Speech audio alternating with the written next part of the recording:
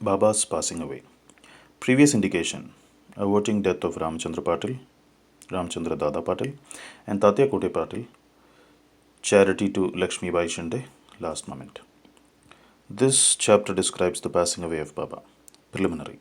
The story given in the previous chapter have shown that the light of the Guru's grace removes fear of mundane existence, opens the path of salvation, and turns our misery into happiness. If we always remember the feet of the Sadguru, our troubles come to an end. Death loses its sting, and the misery of this mundane existence is obliterated. Therefore, those who care for their welfare should carefully listen to these stories of Sai Samarth, which will purify their minds. In the beginning, Hemat Pant dwells on Dr. Pandit's worship and his marking Baba's forehead with Trupunda, that is, three horizontal lines. But as this has been already described in chapter 11, it has been omitted here. Previous indication: the readers up till now heard the stories of Baba's life. Let them now hear attentively of Baba's passing away. Baba got a slight fever on 28 September 1918. The fever lasted for 2 or 3 days, but afterwards Baba gave up his food and thereby grew weaker and weaker. On the 17th day, that is Tuesday, the 15th October 1918, Baba left his mortal coil at about 2:30 p.m. White Professor GGNRK's letter, dated 5th November 1918, to Dada Saheb Khaparde, published in Sai Leela magazine, page 78, first year. 2 years before this, that is in 1916, Baba gave an indication of his passing away, but nobody understood it then. It was as follows. On the Vijayadashmi Dasara day, Baba all of a sudden got into wild rage in the evening when people were returning from Simulangan, crossing the border, or limits of the village, taking off his headdress, kafni, and langota, etc. He tore them and threw them in the dhuni before him. On being fed this offering, the file in the dhuni began to burn brighter, and Baba shone still brighter.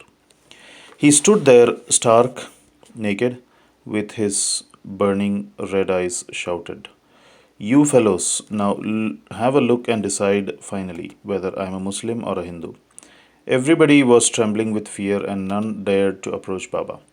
After some time, Bhagoji Shinde, a leper devotee of Baba, went boldly near him and succeeded in tying a langota waistband round his waist and said, "Baba, what is all this?" Today is the Simulangan, that is Dasara holiday. Baba, striking the ground with his satka, said, "This is my Simulangan," crossing the border. Baba did not cool down till 11 p.m., and the people doubted whether the Chavadi procession would ever take place that night. After an hour, Baba assumed his normal condition and, dressing himself as usual, attended the Chavadi procession as described before. By this incident, Baba gave a suggestion that Dasara was the proper time for him to cross the border of life, but none understood its meaning then. Baba gave another indication also as follows. Averting death of Ramachandra and Tatya Patil. Sometime after this, Ramachandra Patil became seriously ill. He suffered a lot.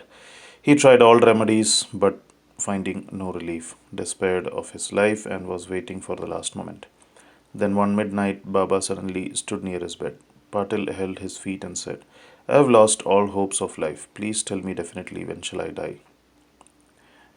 Merciful Baba said, "Don't be anxious. Your hundi, death warrant, has been withdrawn and you will soon recover. But I am afraid of Tatya Patil. He will pass away on Vijayadashmi of Shaka 1818 AD.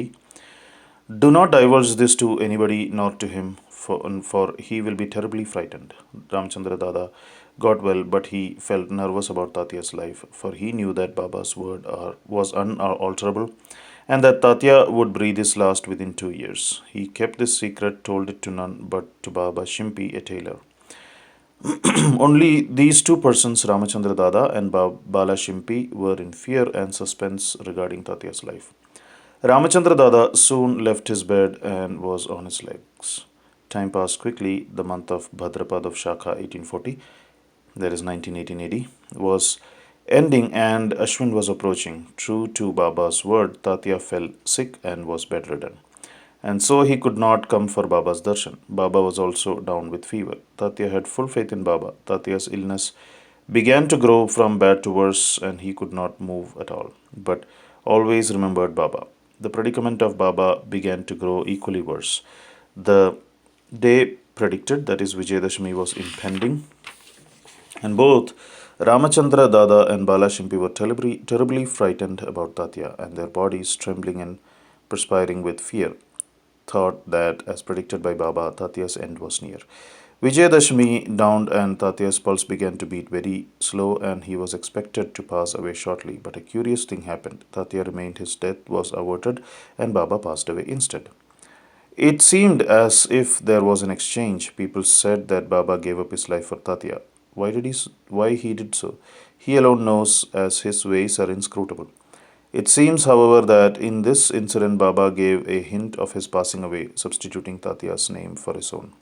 Next morning, 16th October, Baba appeared to Dasganu at Pandharpur in his dream and said to him, "The masjid collapsed. All the oilmen and grocers of Shirdi harassed me a lot, so I leave the place. I therefore came to inform you here. Go there quickly and cover me with buckle flowers." Dasganu got the information also from Shirdi letters. So he came to Shirdi with his disciples and started bhajan and kirtan and sang the Lord's name throughout the day before Baba's Samadhi. Himself weaving a beautiful garland of Lord Hari's name, he placed it on Baba's Samadhi and gave a mass feeding in Baba's name. Charity to Lakshmi Bai. Dasara or Vijayadashmi is regarded by all the Hindus as the most auspicious time, and it is befitting that Baba should choose this time for his crossing the borderline. He was ailing some days before this, but he was ever conscious internally. Just before the last moment, he sat up without anybody's aid and looked better. People thought that the danger had passed off and he was getting well. He knew that he was to pass away soon, and therefore he wanted to give some money as charity to Lakshmi Bai Shinde. Baba pervading all creatures. This Lakshmi Bai Shinde was a good and well-to-do woman. She was serving in the masjid day and night. Except Bhagat Malsapati, Tatya and Lakshmi Bai, none was allowed to step in the masjid at night. Once, while Baba was sitting in the masjid with Tatya in the evening, Lakshmi Bai came and saluted Baba. Baba said to her, "Oh Lakshmi, I am very hungry." Off she went, saying, "Baba, wait a bit. I return immediately with bread." She did return with bread and vegetables and placed the same before Baba. He took it and gave it to a dog. Lakshmi Bai then asked, "What is this, Baba? I ran in haste, prepared bread with my own hands for you, and you threw it to a dog without even eating a morsel of it." "You gave me trouble unnecessarily," Baba replied. "Why do you grieve for nothing? The appeasement of the dog's hunger is the same as mine. The dog has a soul. The creatures may be different, but the hunger of all is the same, though some speak and others are dumb. Know for certain that he who feeds the hungry really serves me with food. Regard this as truth." This is an ordinary incident, but Baba thereby propounded a great spiritual truth and showed its practical application in daily life without hurting anybody's feelings. From this time onward, Lakshmi Bai began to offer him daily bread and milk with love and devotion. Baba accepted and ate it appreciatingly. He took a part of this and sent the remainder through Lakshmi Bai or to Radha Krishna Mai, who always relished and ate Baba's remnant prasad. This bread story should not be considered as a digression.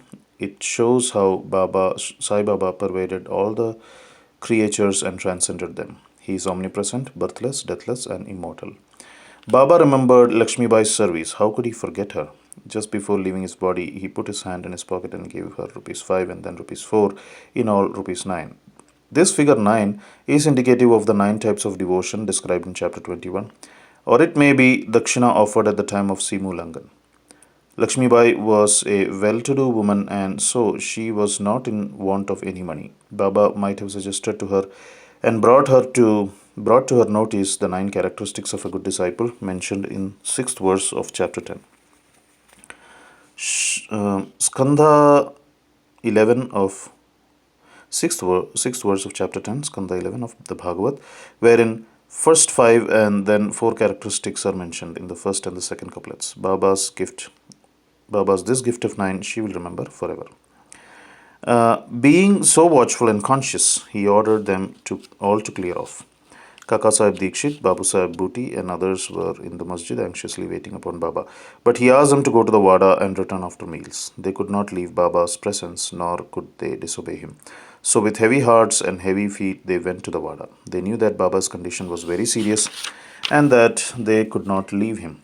They sat for the meals, but their mind was elsewhere. It was with Baba. Before they finished, news came to them of Baba's shedding the mortal coil.